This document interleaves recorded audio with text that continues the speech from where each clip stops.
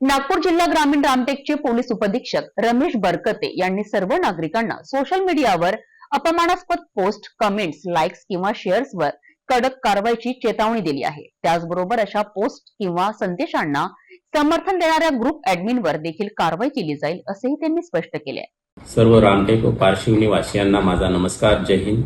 मी रमेश बरकते, उपविभागीय पोलीस अधिकारी तथा डीवायएसपी रामटेक, जिल्हा नागपूर ग्रामीण आपणाशी बोलत आहे। आपणाला माहित आहे की सध्या सोशल माध्यमांद्वारे काही असामाजिक तत्वांकडून अशा पोस्ट व्हायरल केल्या जात आहेत की ज्यामुळे दोन गटामध्ये, दोन धर्मामध्ये तेढ निर्माण होईल किंवा एखाद्या राष्ट्रीय पुरुषाची, महापुरुषाची बदनामी होईल।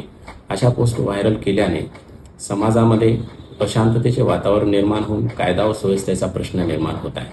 त्यामुळे रामटेक व पारशिवनी तालुक्यातील सर्व नागरिकांना माझी कळकळीची विनंती आहे की जर आपल्या क्षेत्रातील कोणीही जर अशा प्रकारचे वादग्रस्त पोस्ट व्हायरल करून दोन गटात, दोन धर्मामध्ये, दोन जातीमध्ये तेढ निर्माण करण्याचा प्रयत्न करेल अथवा एखाद्या महापुरुषाची बदनामी करण्याचा प्रयत्न करेल तर अशा इसमावर आणि अशी पोस्ट व्हायरल करणाऱ्यावर, शेअर करणाऱ्यावर किंवा त्या पोस्टवरती कमेंट करणाऱ्यावर कडक कायदेशीर कारवाई करण्यात येईल। तसेच त्या ग्रुप ॲडमिन आहे व्हॉट्सअपचा, त्या ग्रुप ॲडमिनवरती कडक कायदेशीर कारवाई करण्यात येईल। त्यामुळे सर्व नागरिकांनी जर अशा प्रकारची कोणतीही पोस्ट आपल्या क्षेत्रामध्ये कोणी व्हायरल करत असेल तर त्या इसमांची माहिती त्वरित पोलीस स्टेशनला देण्यात यावी। आणि सर्व नागरिकांना मी पुन्हा एकदा असे आवाहन करतो की आपल्या क्षेत्रामध्ये सर्वांनी शांतता आणि सौहार्दाचे वातावरण ठेवावे।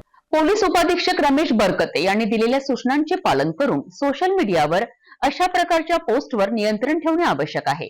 शांतता आणि कायदा अबाधित ठेवण्यासाठी नागरिकांनी पोलिसांना सहकार्य करणे महत्त्वाचे आहे। जर कोणी अशा पोस्ट केल्या असतील तर पोलिसांना तात्काळ माहिती द्या।